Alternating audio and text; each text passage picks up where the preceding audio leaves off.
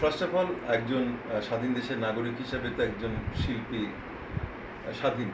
তো সে তার ব্যক্তি স্বাধীনতা থাকতেই পারে এবং সেই ক্ষেত্রে সে যে কোনো দলকে ভালোবাসতে পারে, সেই দলকে অনুসরণ করতে পারে, ইভেন ওপেন রাজনীতিও করতে পারে।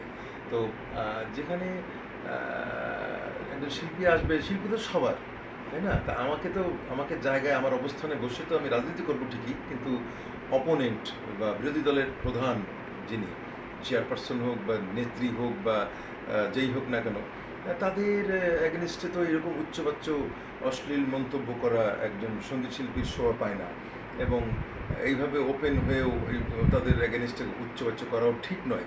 এই যারা যারা করেছেন তার ফলশ্রুতিতে আজকে কিছু সংখ্যক আওয়ামী লীগের শিল্পীরা অ্যারেস্ট হচ্ছেন, ইভেন রাস্তায় হেনস্থা হচ্ছেন, মারধর খাচ্ছেন।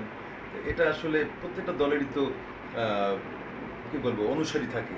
তো তারা তো সুযোগ পেলেই, আজকে আওয়ামী লীগ নেই, আওয়ামী লীগ একটা শিল্পী, সারা জীবন সে মানুষের ভালোবাসায় সিক্ত হয়ে থাকবে, সেখানে তাকে রাস্তায় পেয়ে তা বিরোধী দল, এখন যারা বিরোধী দলে ছিল তখন, এখন যারা ক্ষমতায় আসেওনি, তারাও তাকে রাস্তায় নাস্তানাবুদ করছে। এইসব ঘটনাগুলি দেখতে হচ্ছে ডিউ টু দিস রিজন।